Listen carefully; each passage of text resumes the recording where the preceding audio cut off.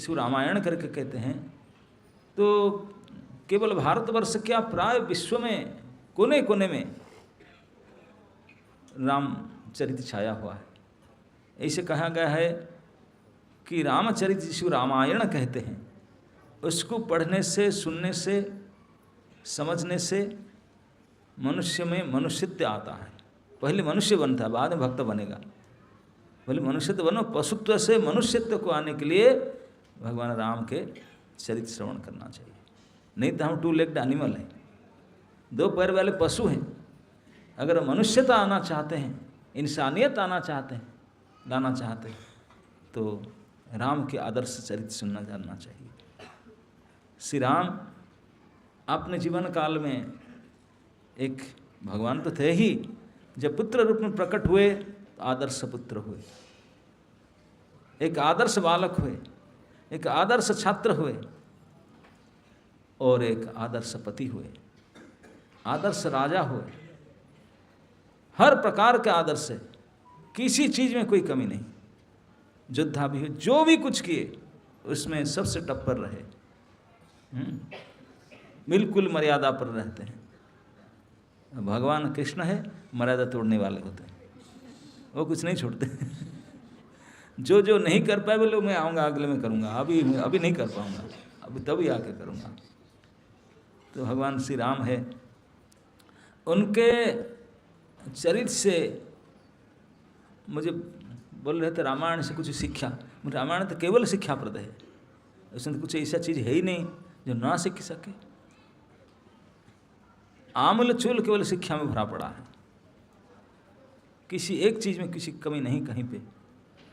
भगवान अपने भगवत्ता को छिपाए हुए और समाज के सामने, लोगों के सामने इतने सत्यवादिता और सरलता, साहसिकता, जो जो आवश्यकता है ऐसे दिखाएं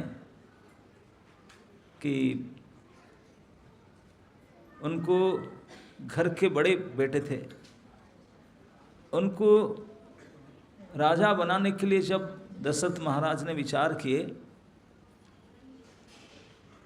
अब जब प्रस्ताव लाए अपने राज्यसभा पर, बोले मैं अभी रिटायर्ड होने जा रहा हूँ, सोचता हूँ कि तो राज्यसभा के जितने बड़े बड़े कैबिनेट मिनिस्टर थे सब ने बोले राजा अगर बुरा ना माने, हम तो बहुत दिन से सोच रहे थे क्यों उनको कर नहीं रहे, लेकिन आपको बुरा लगा इसलिए नहीं कह रहे थे। मतलब सबके मन में राम राजा बने ही बैठे, सभी चाह रहे थे, सभी चाह रहे थे, क्योंकि राम का व्यवहार इतने मधुर था, सभी के साथ इतने मधुराति मधुर था कि सभी चाहते थे वही हमारे नेता बने, वही हमारे नेता बने। इतने आदर्श चरित्र था उनका। ओ मंदिर का अथॉरिटी बोलते हैं आप लोग थोड़ा थोड़ा कष्ट करके आगे आगे आइए। जय श्री राम।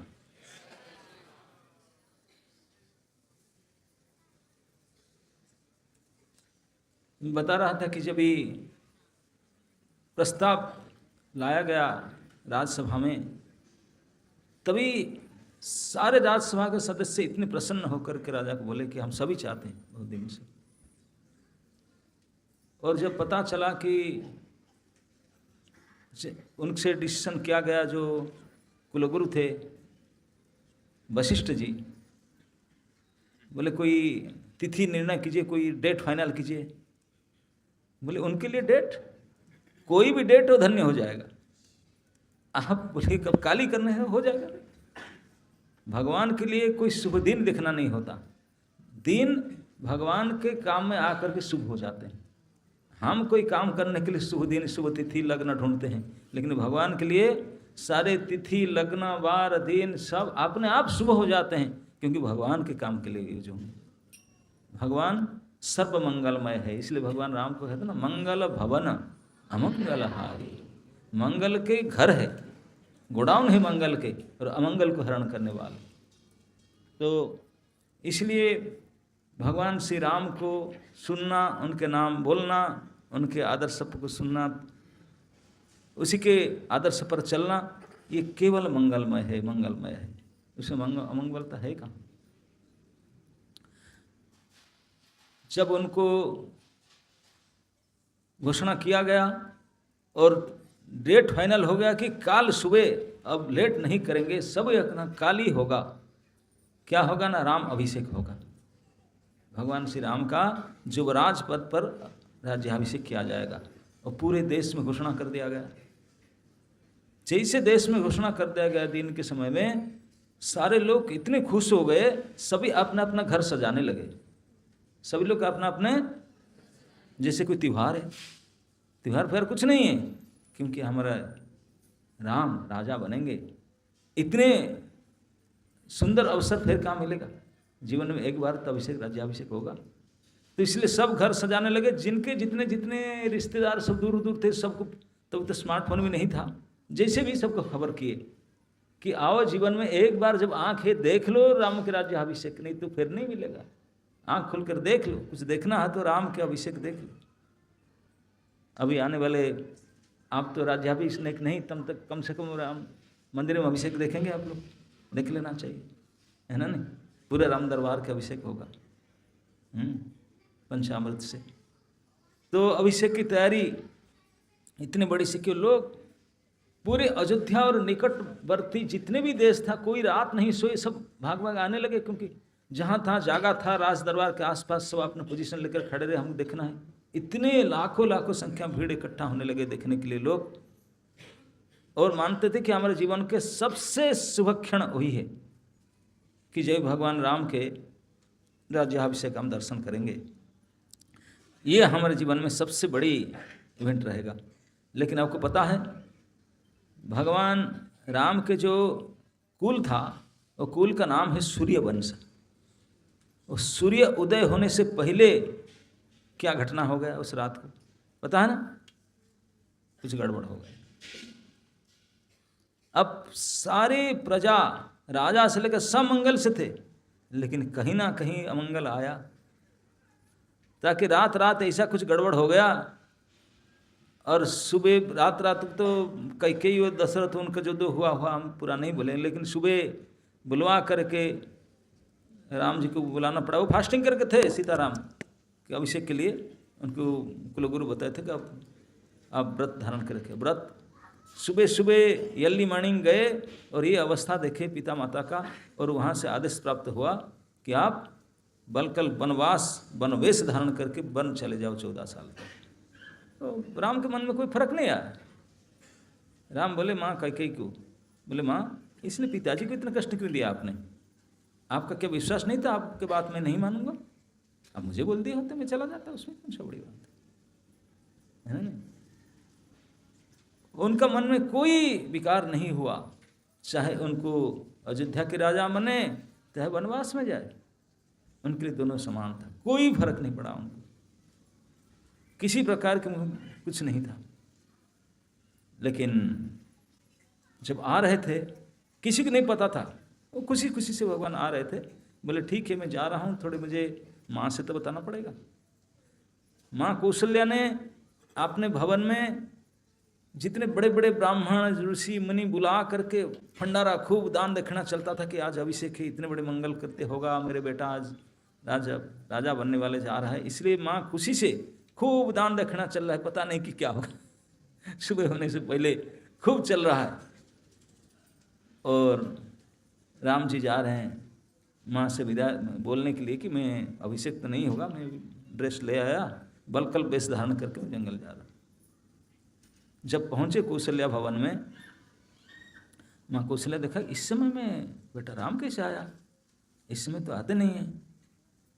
अब खान पान चल रहा है, बैठ रहा, कुछ भूख लग रहा है क्या सुबह सुबह का? तो सोने के प्लेट, सोने के आसन लाए कि बेटा बैठो कुछ प्रसाद।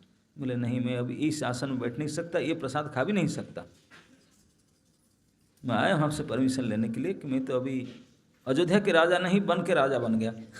पिताजी ने मुझे चेंज कर दिए, एरिया चेंज कर दिए। अब अयोध्या राज नहीं, जंगल के राजा हूँ, जंगल में जाऊँगा। अभी कितने दुख हुआ होगा, सोचिए कौशल्या माँ को, जो खुशी के मारे इतने बड़े उत्सव कर रहा था, अभी पता चला कि आज ही राम निकल जाएगा, जंगल में रहेगा नहीं, राजा बनना था क्या, वो वनवास में जा रहा। मूर्छित हो गई मां कौशल्या ने। आसपास के लोग तो सो धैर्य रख नहीं पाए, क्या किया जाए सिचुएशन में। लेकिन भगवान श्री राम ही राम थे। ऐसे जटिल परिस्थिति में, ऐसे दुखद परिस्थिति में इतने आसान से समझा दिए, क्योंकि उनके मुख से जो हंसी, उनकी बातें सब अमृत से डुबा डुबा कर निकलती हैं। अमृत सिक्त था उनके हर बातें, हर मुस्कान, हर नज़र। तो किसी को समझा देना भगवान के लिए बड़ी बात। इतने कठिन दुखद बात को माँ कौशल्या को समझा दी, वो समझ गई। ठीक है बेटा, मैं चला जाऊँ आपके साथ? नहीं, आपको पापा की देखभाल करना है, यहीं रहना, मुझे जाना। समझा कर रखती, रो धो करके रहे। ये भगवान राम के ऐसे कला था। ऐसे अद्भुत परिस्थिति में, इतने दुखद परिस्थिति में किसी को समझा दे। इतने मधुर भाषी थे, इतने मधुर वाक्य कहेंगे, कोई भी छाती फट जाए बोलेंगे हाँ बेटा ठीक है, ठीक है, तू जो कह रहा है सही, समझा देंगे। ये भगवान की विशेष। हम लोग थोड़ा सा इतने टेंशन खुद ही हो जाते हैं, दूसरे क्या बोलेंगे। थोड़े बहुत को जो 5 रुपया काम को 5,000 करके इतने जटिल कर रखेंगे, झगड़ा झाटी क्या क्या करके रखेंगे। बताओ, हमको कोई बिल्कुल फिक्स हो जाए पोस्ट, अगर नहीं वो चेंज हो जाए तो हम क्या से क्या करके रख देंगे। लेकिन यहाँ देखिए कितने आसान से डील किए उसको। इतना नहीं, जब जा रहे थे लक्ष्मण रास्ता मिले, लक्ष्मण पता था कल से अरेंजमेंट खूब चल रहा था, आज अभिषेक होगा, वो भी इसी तैयारी में थे। भैया को देखे जा, बोले भैया क्या कहाँ जा रहे हैं? ना ऐसे ऐसे सत्य, भगवान सत्यवादी, को झूठ नहीं बोलेंगे, हम लोग के छिपा कर रखेंगे, बाद में देखूंगा, बताऊंगा मौका देख कर। मौका नहीं, स्पष्टवादिता, सामने बोले। बोले भाई लक्ष्मण, पिताजी के आदर्श है, मैं राजा नहीं बन पाऊंगा, राजा से नहीं हो तो भरत जी जब आएंगे, माँ कहती मैं वन में जाऊँगा, आज ही निकल जाऊँगा। माँ से भी बात करके आया, अभी सीताजी से बोल के इन्फॉर्म करके मैं निकल जाऊँगा। लक्ष्मण जब सुने इतने क्रोधित हुए, तुरंत अपने धनुष में बाण चढ़ा, बोले पापा को मार डालूंगा, मामा को मार डालूंगा, कौन उनका सामने आएगा, किसी को नहीं छोड़ूंगा। अरे वो अनंत से आवेश में आए, बोले मैं छोड़ूंगा नहीं किसको, सब एक एक बलि चढ़ा दूंगा। ऐसे क्रोध मूर्ति हो गए, कोई नहीं संभाल सकता उनको, केवल श्री राम ने संभाला। कोई क्रोध को संभालना हो तो श्री राम, कोई रो रो कर दुख मूर्छित हो तो श्री राम, वही संभालते हैं। कैसे क्या भाषा, क्या वाणी, क्या कैसे कहना है, ये कला श्री राम को पता है। मनुष्य समाज में यही अमरत्व होता है। कोई दुख में सांत्वना देना होता है और क्रोध में भी सांत्वना देना होता है। श्री राम से सीखना होता है। इमीडिएट डीलिंग करते हैं, अभी उनको संभाल कर आए दुख में, ये क्रोध संभालते हैं उनको। ऐसे लक्ष्मण तो बोला कि मैं आप हट जाओ मेरे सामने, कैसे कौन है आपको देखता हूं, कौन आपको बाधा बनता है, कोई इसी को नहीं छोड़ूंगा, आपको मैं होते होते राजा बनाकर आज ही बनाकर रखूंगा, कोई बाप माँ किसी को नहीं छोड़ूंगा मैं। इतने गुस्से होकर भगवान समझाए, बोले नहीं, मैं किसी का नहीं हूँ, ना मैं कोई बाप का हूँ, ना माँ का हूँ, ना भाई के हो, ना पत्नी, किसी का नहीं हूँ, मैं तो केवल आपका। ये है लक्ष्मण जी का भगवान प्रीति। उनके भगवान के बीच में कोई माँ बाप भाई पत्नी कोई नहीं है, एकमात्र प्रभु राम। उन्हीं के लिए जीना, उनके लिए मरना। बोले कुछ भी हो जाए, आई डोंट नो एनीथिंग, मैं आपको जानता हूँ, आपके लिए मैं कुछ भी करने के लिए तैयार हूँ, मेरे लिए कोई कुछ संबंध नहीं रखता। कि कैसे भक्ति की दृढ़ता है। हम लोग के थोड़ा सा इधर उधर भाग जाए, छोड़ जाते हैं, नहीं, एक निष्ठा राम भरोसे, इतने भरोसे थे। लेकिन भगवान हैंडल किए, बोले मुझे जाना है होगा, बोले ठीक है, अगर आप ही बोलते चले जाएंगे, अब मैं इतने शहर के, मैं भी फिर चले जाऊंगा। वो गए उनके साथ, वो इतने, क्योंकि राम के लिए ही उनके जीवन था। और आपको पता होगा कि नहीं, राम के सुख के लिए लक्ष्मण ने 14 साल तक ना खाए थे ना सोए थे। क्या उनका भक्ति था, है ना? यही से रामनिष्ठ भक्त थे, और उनको भी हैंडल करते थे भगवान। इतने इनको हैंडल, कितने उनके ऊपर भरोसा था, उनको हैंडल कर साथ में रखते थे। वहाँ से संभाल करके कौशल्या को संभाले, लक्ष्मण जी को संभाले, भवन पर पहुँचे। अपने भवन, जब सीताराम विवाह करके आए थे, जब वर और वधू शादी करके आते हैं ना, तो मुंह दिखाई होता है। आजकल होता है कि नहीं? मुंह देखने के लिए कुछ देना पड़ता है, ब्राइब, कुछ पैसा को देना होता है, तब मुंह देखेंगे। जो देखे हैं तो पहले देखे होंगे, जो नहीं देखे होंगे पहली बार देखे होंगे। वहाँ तो जहाँ गए शादी करें वहाँ तो पहली बार देखेंगे ना लोग। तो जब सीता जी आए थे ससुराल में, तो मुंह देखने के लिए लोग सब क्या क्या देते थे। सीता जी के मुंह देखने के लिए माँ कैकेयी ने एक गोल्डन भवन दे दिया था उनको, कनक भवन। मालूम है, इतना प्रेम था कैकेयी माता का राम के प्रति, उनके पत्नी के मुंह देखने में सोने का भवन दे दिए थे, कनक भवन दी थी। ये कैकेयी माँ ने दी थी कनक भवन। और उन दोनों ने, सीता और राम वहीं रहते थे, कनक भवन में रहते थे। जो कनक भवन में ही उनका राज्याभिषेक खबर आया था, उनको बता दिए थे बस।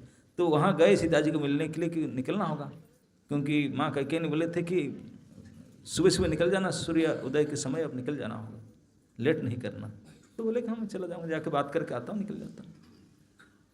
ये ड्रेस सब उतार करके बलकल वेश वनवास धारण करके जाने के लिए जा रहे थे।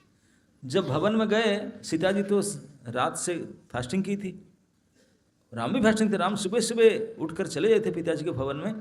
तो सीता जी सोच रही थी मुझे भी शाम तक तैयार होना चाहिए, से पिताजी बुला लिए, कोई अरेंजमेंट अभी अभिषेक के लिए बुलाएंगे, कुछ पूजा वूजा होगा, कुछ होगा मंगल कृत्य, इसके लिए तैयार हो रही थी। जो देखा कि राम जब आ रहे थे, मन में कोई दुख था न सुख, बिल्कुल सामान्य, कोई खरोच नहीं, को पता भी नहीं लग सकता क्यों गड़बड़ी हुआ। ये है राम। कितने कठिन परिस्थिति, इस परिस्थिति से भी मुख में कोई विकार नहीं था, कोई चिन्ह ही नहीं बता सकता था।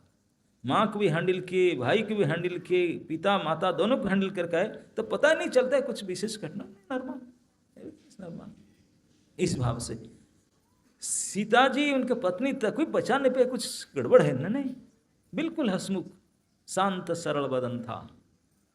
ऐसे भगवान की क्षमता है। जब आए सीता जी आके प्रणाम की, बोले कोई मंगल कृत्य के लिए जाना है, कुछ कोई काम है? ना नहीं, मैं इसलिए आपको बोलने के लिए आया हूँ, मैं आज जाऊँगा वन में, डिसीजन चेंज हो गया है, और मैं आपको यही बताने आया हूँ कि आपको पिताजी थोड़ा ठीक नहीं स्थिति उनका, यू शुड हैंडल हर, उनको देखभाल ठीक से करना, माताजी पिताजी का एक्सेप्ट करना। बाकी आपको राजा बनना था? नहीं, मैं नहीं बनूंगा, भरत जी आएंगे, राजा बनेगा।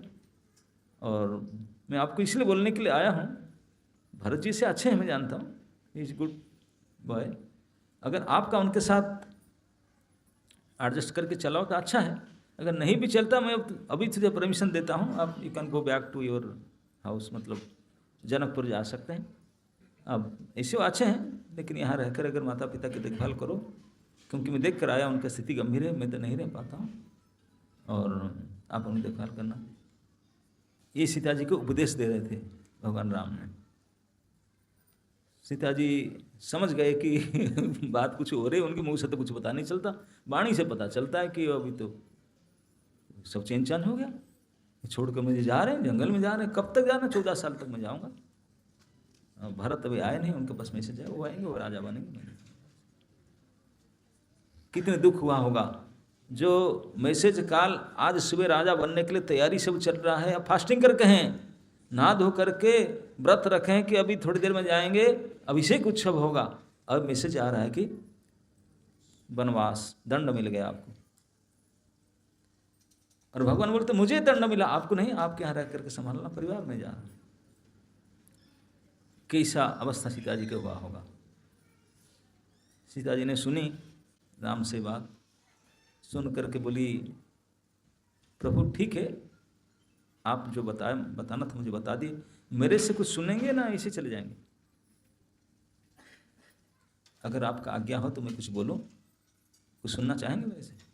हाँ बताइए, कुछ सुनने के लिए, इसीलिए तो आया हूँ आपको, बस नहीं तो आपका प्रश्न आकर चला जाता। तो सीता जी ने बोलने लगी, बोले प्रभु आप मुझे आदेश करते हैं मैं सास ससुर की सेवा करूं, और ननन देवर ये होंगे ना, क्या देवर, और हाँ जो उन लोग की सेवा करूं, सो घर के परिवार की। बोले मेरे प्रभु ये सब सास, ससुर, देवर इत्यादि जो हैं, ये सब आपके चलते तो हैं। अगर मैं आपको शादी ना करता, ना ये सास बनते, ना ससुर बनता, ना देवर बनते, तो आप ही नहीं रहेंगे तो ये कैसे रहेंगे? जिनके चलते ये सब है तो कैसे होगा? आपको क्या पता नहीं मेरा समर्पण आपके प्रति कितना है? आप अगर नहीं रहेंगे, मैं जीवित नहीं रहूँगा। जीवित नहीं रहेगा तो डेड बॉडी सेवा थोड़ी ना कर पाएगा।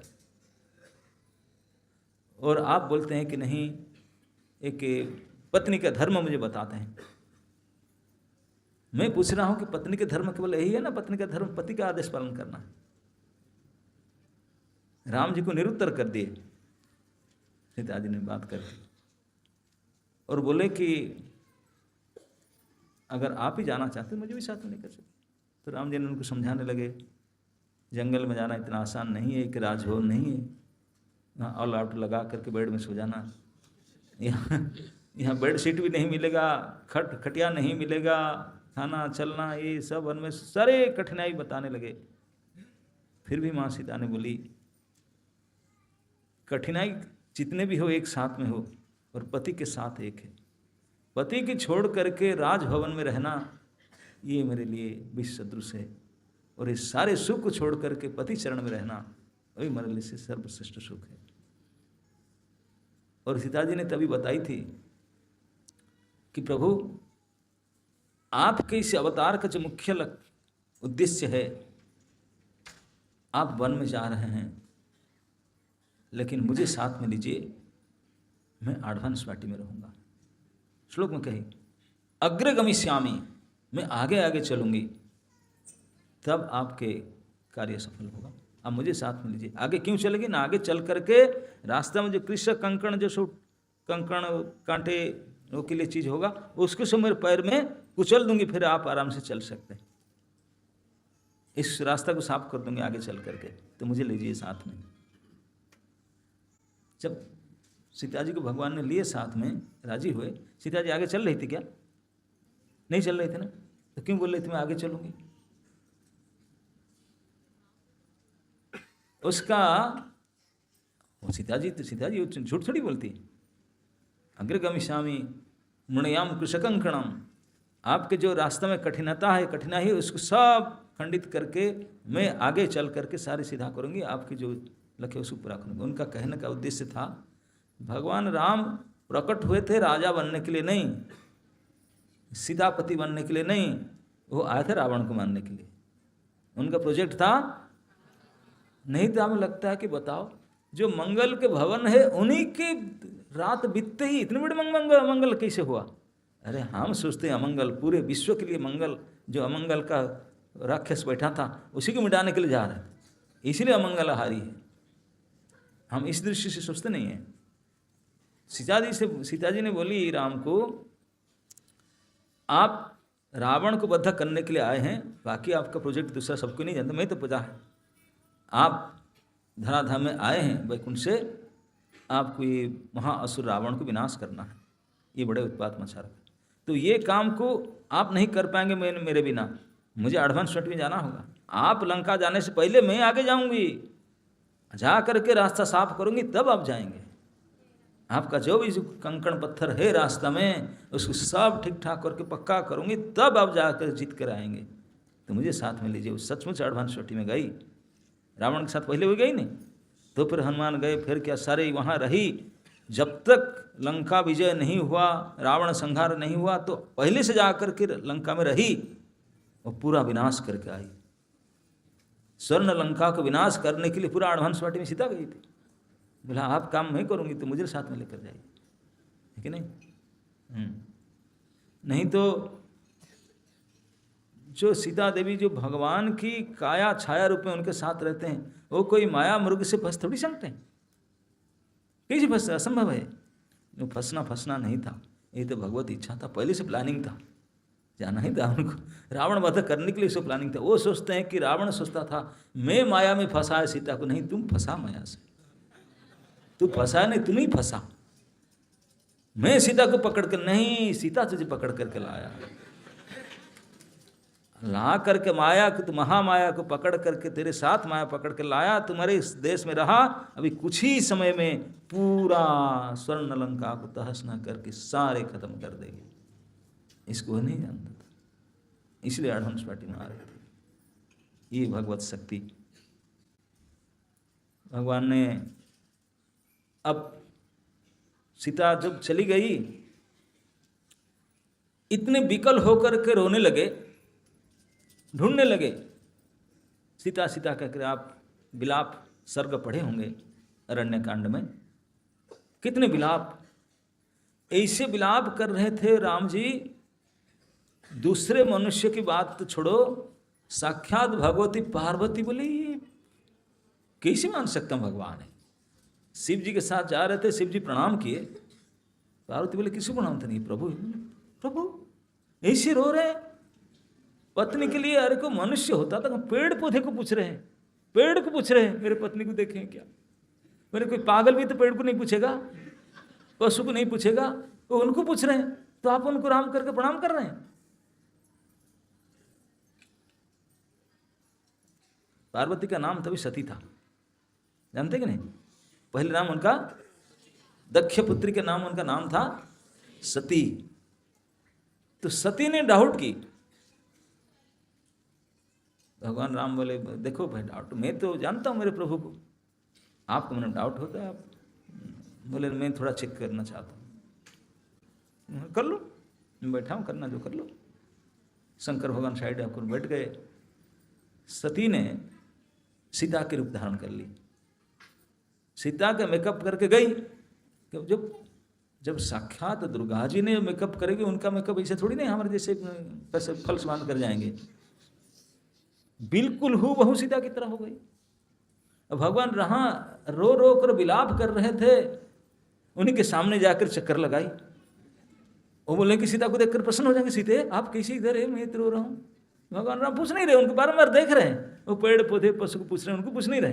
जैसे 4 चक्कर सामने बार बार आए, उनके बार बार सामने आते थे सीता बन करके। तो राम ने देखे, बोले देवी प्रभु कहाँ हैं, आप अकेले क्यों घूम रहे हैं।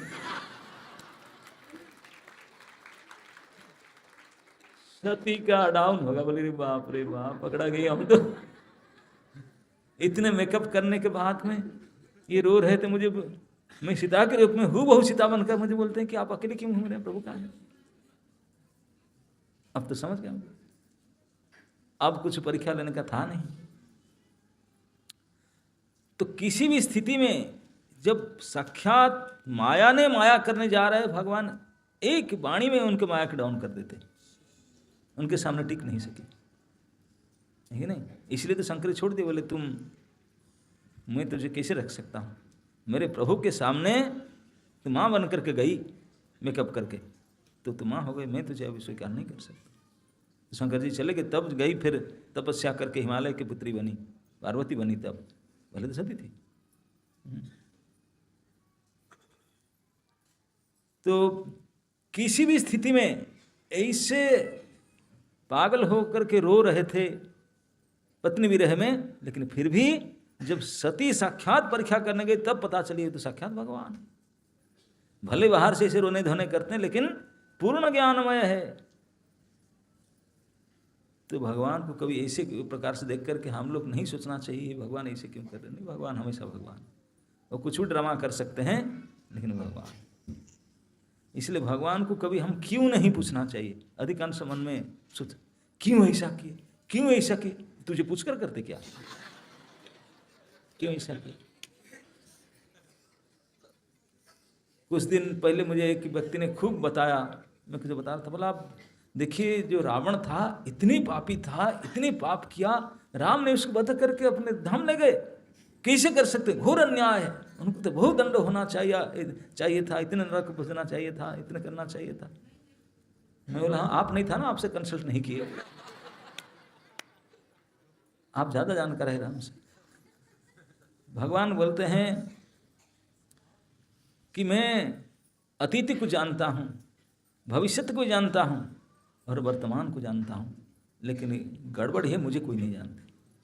वेदाहम समतीतानि वर्तमानानि चार्जुन भविष्याणि च भूतानि मांग तो वेतन कश्चन। जो भगवान हमारे करोड़ों जन्म का पास्ट को जानते हैं, हम एस्ट्रोलॉजर के पास जाते हैं, थोड़ा बता दो, वो भी कितना झूठ बोलता है, क्या जानता है, क्या करते हैं, लेकिन भगवान जानते हैं, उनको किसी को कंसल्ट नहीं करना पड़ेगा। वेदा हम सम्यक अतीतानि, अच्छी तरह से हम सभी के अतीत को पता है, कितने हजारों अतीत सब पता है अनुग्रह। वेदा हम समतीतानि भविष्याणि च, आगे भी जो होने वाले हैं वो भी पता है, उनके लिए कमी नहीं है। करोड़ों जन्म के बाद में क्या होगा वो भी पता है, करोड़ों जन्म पहले क्या थे वो भी पता है, वही तो मैं, और अभी भी क्या हो भी पता है, वर्तमान नीचा अभी भी जानते हैं, लेकिन कोई उनको नहीं जानते। वो है श्री राम। हम लोग इस जगत में आए हैं इच्छा द्वेष समुत्थे न द्वंद्व मोहे न भारत, सर्ग जानती परंग तप, केवल इच्छा और द्वेष, द्वंद्व और मोह से फंस करके हमें ही फंसा रहे। तो अगर इस द्वंद्व और मोह से, द्वंद्व है इच्छा और द्वेष, ये दोनों है, दो से फंसे हैं, ये करूँ ना करूँ, यहाँ जाऊँ ना यहाँ करूँ, इसे करूँ ना, ये दो बढ़िया है ना, द्वंद्व है। ये द्वंद्व से इच्छा करते हैं क्योंकि हम फिर द्वंद्व में फंसते हैं। इस दलदल से निकलने के लिए केवल एकमात्र आशा है भगवान के भजन करना, उनके शरणागत हो जाना। तो उन्हीं के संस्पर्श में रहने से, उन्हीं के शरणागत हो जाने से इस द्वंद्व से निकल सकते हैं। वो इसी के लिए भगवान आते हैं। इस प्रकार के पत्नी वियोग की लीला, राजकुमार की लीला, जो जो भगवान राम ने किए हैं, जो जो भगवान राम ने किए हैं, वो केवल हम लोग के कल्याण के लिए। मैं ये कह रहा था, जो समय उन्होंने किष्किंधा में वानर राज सुग्रीव के साथ मित्रता किए और उनको साथ में लेकर के गए सीता को ठाप करने के लिए, वहाँ माल्यवंत गिरी में रहे चतुर्मास। उसके बाद पता तो चल गया था कि रावण ने लिया है दक्षिण देश में समुद्र के पार। हनुमान जाकर खबर लेकर के आए, तो लंका जाकर के सीता जी को उद्धार करने के लिए करोड़ों संख्या में वानर सेना लेकर के भगवान राम चले। समुद्र के पास जाकर पहुंचे, बोले समुद्र कैसे पार करें। देखिए भगवान समुद्र कैसे पार करें, भद्रता के साथ 3 दिन तक यहाँ फास्टिंग किए, घास बिछा करके सोए, घास बिछा करके। समुद्र जी को बोले प्लीज हेल्प मी, पार करना है। अब समुद्र अपने ईगो में था, तो भगवान ने क्रोध हुए, बोले मैं 3 दिन से दरबसा जन्म में हूँ, तुझे फर्क नहीं पड़ता। तो भगवान थोड़ा अपने पोजीशन आईडी कार्ड जब निकाले, समुद्र खलबली मच गया, खलबली मचा, हाथ जोड़ कर सारे इसकी भी सार गलती हो गया, सारी गलती खलबली मचा। बोले आपके अब क्या बताऊं, मैं क्या सोचती हूँ, आप कुछ अद्भुत कर्म करके चाहिए, अद्भुत कर्म। भगवान राम ने बोला ठीक है, आप जो बोलते हैं मैं करता हूँ। अभी हम जाते हैं, हावड़ा ब्रिज बना है, और भी 2-3 ब्रिज बन गया गंगा के ऊपर, हैंगिंग ब्रिज, पिलर बीच में नहीं है, 2 साइड में है, बाकी टंगा पूरे नदी के बीच में कोई पिलर नहीं, हैंगिंग ब्रिज बोलते हैं। बहुत वंडर, बड़े आश्चर्य है। क्या आश्चर्य है, भगवान राम ने बोला है 1200 मील समुद्र के ऊपर हिंद सागर पर ब्रिज बनाए, ना 2 साइड में पिलर था ना बीच में पिलर था, कुछ नहीं था, फ्लोटिंग ब्रिज, वही पिलर लेस था, हैंगिंग नहीं, फ्लोटिंग। क्या फ्लोटिंग हो रहा था, विशाल विशाल पर्वत खंड, चोटी बोल रहे 50-50 टन का उठा लाख फिरते, जय श्री राम पानी में तैरता है। ये भगवान के प्रताप था। अब जानते हैं 1200 मील समुद्र के ऊपर उताड़ तरंग वाले समुद्र को ब्रिज बनाए, 1200 मील लंबा ब्रिज, कोई जेसीबी बुलडोजर नहीं था, कोई आर्किटेक्ट की कोई हमारे ये सब जंतर मशीन कुछ नहीं था, केवल 5 दिन में, वही दिन 5 डेज। और हमारा ये 200 मीटर का एक ओवरब्रिज बनाने के लिए 4 साल लगता है कभी हो नहीं पाता। ये है अद्भुत कर्मणा राम ने किया। और करोड़ों करोड़ों संख्या में, उनका काउंट नहीं हो सकता, इतने संख्या में वानर सेना गए थे। पूरे इतिहास में, पुराण में जितने बड़े बड़े युद्ध हुआ है, एक महायुद्ध है रामायण, राम रावण युद्ध, महायुद्ध है। महाभारत युद्ध तो केवल 18 दिन का था, रामायण युद्ध उससे भी ज़्यादा था, 2 महीना का था। हाँ, तो ये महायुद्ध में, युद्ध लड़ाई में आप जानते हैं सब जानते हैं, आर्मी होते हैं, चाहे आर्मी हो, चाहे एयरफोर्स हो, चाहे नाभाल हो, 3 प्रकार तो होते हैं, नौवाहिनी, आकाशवाहिनी और पदातिक वाहिनी। भाई जो भी आर्मी में जाते हैं उनके यूनिफॉर्म होता है, उनके वेपन्स होता है, उनके मेस होता है, उनके ड्रेस होता है कि नहीं, डिसिप्लिन होता है, सब कुछ होता है। लेकिन विश्व विजयी दिग्विजयी रावण को जीतने के लिए भगवान जो सैन्य लेकर गए थे, कोई ट्रेनिंग नहीं था, कोई मेस नहीं था, कोई बेस नहीं था, कोई ड्रेस नहीं था, कोई वेपन्स नहीं था, कुछ भी नहीं था, सारे नंग धड़ंग बानर, कोई यूनिफॉर्म नहीं था। खाने के लिए छोड़ दो, जंगल में खुद जाकर खाकर आएंगे, कोई मेस ना, कोई मेनू ना वेन्यू, किचन फिचन कुछ नहीं, परिवेशन कुछ नहीं करना था। अरे कोई ड्रेस नहीं, फूड नहीं, अस्त्र शस्त्र, नो वेपन्स, कुछ नहीं। वो काटेंगे, पत्थर फेंकेंगे, पेड़ उखाड़ फेंकेंगे, वही उनका लड़ाई था। ऐसे अनट्रेंड, अनक्वालिफाइड, अनइक्विप्ड, ना बिना अस्त्र शस्त्र वाले, कोई तालीम लिए बिना, कोई ड्रेस बिना, कोई ये बिना, किसी के बिना वो जीते कि नहीं। और दिग्विजयी, पूरे त्रिलोक विजयी सेना थे, अमर सेना था रावण का, हार गए कि नहीं। कैसे, जब उन्होंने ब्रिज बनने का संकल्प हो रहा था, तब विभीषण जब शरणागत में आए थे, विभीषण जब आए, भगवान शिव उनको कंसल्ट किए थे, आने बोले क्या करूँ भैया, मुझे ऐसा अपमान कर निकाल दिए। शिव जी बोले भैया तू जिनका है उनके पास चले जा, ना मुझे स्वीकार करेंगे क्या, ना डाउट कर रहे हैं उनको। बोले मेरे गाड़ी में नंबर प्लेट लंका का है, देखेंगे मुझे डाउट। बोले हाँ हो, उनको सर्वज्ञ उनका पता नहीं है, तो न लंका के उनके भाई हो, फिर भी स्वीकार करेंगे। भगवान का यही गुण है, चाहे कितने भी शत्रु, उनके कोई शत्रु तो होते नहीं, भगवान बोलते मेरा कोई शत्रु ना मित्र कोई नहीं होते। केवल कोई भी उनके पास शरणागत भाव लेकर जाए, भगवान उसको मना नहीं कर सकते, स्वीकार करेंगे ही करेंगे। बोले तुम क्या, कोई भी क्या, रावण भी है उसको स्वीकार कर लेंगे, तुम जाओ। विभीषण गए, राम नाम लेकर के जब शरणापन्न होते, उनके साथ में 3 और बॉडीगार्ड गए थे। ये सबको देख करके सब बोले कि तो अंटीपाटी का है, हम क्या करें। तो भगवान ने एक मीटिंग बुलाया, जितने कैबिनेट मिनिस्टर थे इमीडिएट मीटिंग बुलाया गया, सारे सुग्रीव, अंगद, जांबवान, लक्ष्मण, सब जितने बड़े बड़े कम से कम सभी लोग को बुला करके भारी मीटिंग हुआ। मीटिंग में 99.9% मतामत यही आया कि उनको स्वीकार नहीं किया जाए। केवल हनुमान थोड़ा फेवरेबल थे, बाकी सब मना किए। भगवान सबके सुनने के बाद बोले आप लोगों ने मेरे प्रति बहुत कृपा करके नीति के अनुसार और उचित के अनुसार, शास्त्र के अनुसार जो मुझे उपदेश दिए, बहुत अच्छा। मैं कुछ कहूँ ना सरकार, आप ही बताया, मैंने आप बताया ना, मैं अब कहता हूँ आप सुन लीजिए, मैं विभीषण को स्वीकार करूँगा और अभी करूँगा। बोले सार अगर आपको यही करना था, मीटिंग काहे को बुला रहे थे, अबे अपना सुनना ही नहीं था, आप अपना ही करना था, मीटिंग क्यों बुला रहे थे, आप कर लेते हैं। हमको बुला करके इतने घंटा चर्चा करके अब फिर बोलते मैं किसी का नहीं सुनूंगा, आपको मर्जी करूँगा। तो भगवान बोले भाई मीटिंग क्या, लेकिन आप लोग से, आप लोग मेरे मित्र है, मंत्री है, सब अब सलाह ले ना, सलाह का लिया, ना सुन लिया, लेकिन करना तो मुझे जो करना वही करूँगा। सुन लिया, इसलिए बहुत अच्छे आप लोग ने उपयुक्त मुझे सलाह दिए, लेकिन मैं इसको सुनूंगा नहीं, अलग बात है। सारे वानरों के राजा थे सुग्रीव, उन्होंने लेकर आए थे, सैनिक उनका थे। भगवान राम ने सुग्रीव के साथ मित्रता की, सुग्रीव ने वानर सेना लेकर आया था, करोड़ संख्या में वानर अपने राजा के चलते आए। सुग्रीव ने बहुत रिक्वेस्ट किए कि साहब मित्र ऐसा मत कीजिए, अभी लड़ाई शुरुआत नहीं हुआ है, ये नंबर प्लेट लगा है उनका, ये बोलता है खुद उनका शत्रु के भाई है, उसको कैसे विश्वास कर सकते हैं, कुछ भी कर सकते, बेमौत मारे जाएंगे, प्लीज ऐसे मत कीजिए।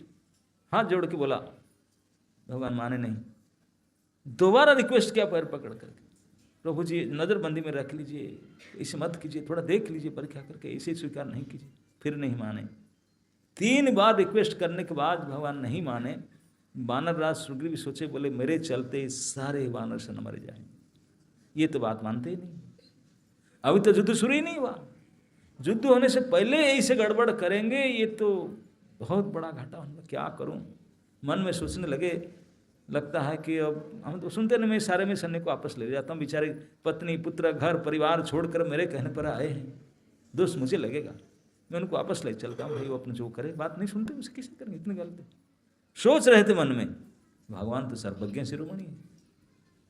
बोले मित्र सुग्रीव, आप मन में शंका क्यों कर रहे हैं? आप सबको लेना चाहते ना, मैं बुलाकर मैं ही विदा कर देता हूँ, खुशी खुशी में जाए, हंसी खुशी में, डाउट क्यों कर रहा है?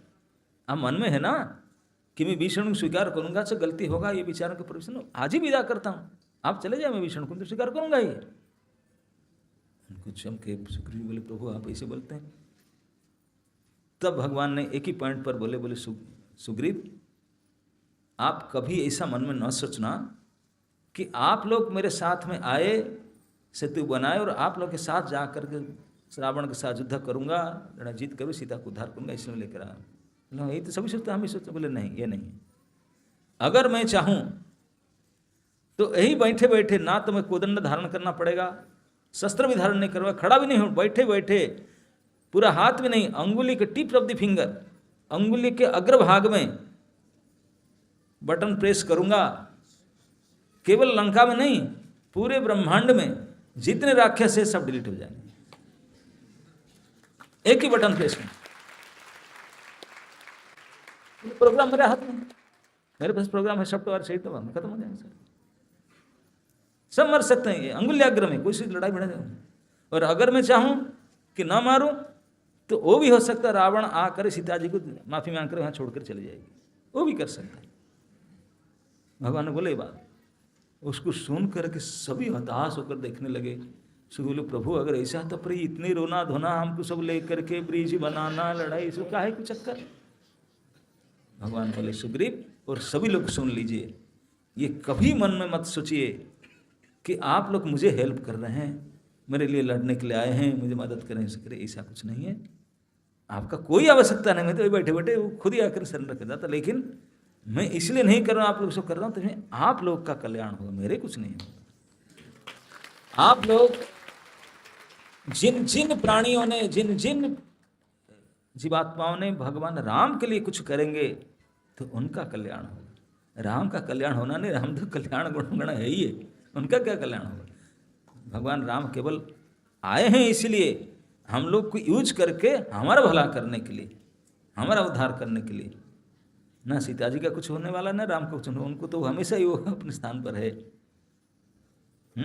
सीता जी को रावण लेकर गया, रावण का उद्धार हुआ, उनका लंका का उद्धार हो, और ये वानर सेना को लेकर वानर सेना का उद्धार हो, उनका क्या होगा? तो इस प्रकार भगवान राम के चरित्र को अगर हम जितने सुनेंगे, जितने चर्चा करेंगे, जितने चिंतन करेंगे, जितने मनन करेंगे, इतने हमारा भला होगा। भगवान का क्या होगा? हम बोलते हैं भगवान को प्रसन्न करेंगे, भगवान की प्रसन्नता, भगवान हमेशा प्रसन्न रहते हैं, भगवान के अप्रसन्न होते ही नहीं। उनको अप्रसन्न क्या होगा? किस कारण से प्रसन्न होने का है? तो उनको हम क्या प्रसन्न करेंगे? हम प्रसन्न उनको नहीं करेंगे, वो इसलिए प्रसन्न हो जाते हैं जब हम दुख से उबर जाते हैं, मूर्खता से निकल गए, अच्छे बन गए, तो हमारे पिता होने के नाते बोलते हैं कि बेटा सुधर गया। तो बेटा सुधर जाने से जैसे पिता को प्रसन्नता होता है, खुश हो जाते, बोले देखो कितनी बदमाशी क्या कर रहा था, अभी सुधर गया, अच्छा बन गया। तो हम अगर ऐसे भजन करके इसी विषय मोह से फंस जाएंगे, भगवान के हो जाएंगे, तो प्रभु खुश होंगे, बोले सही रास्ता में आ गया, सुधर गया।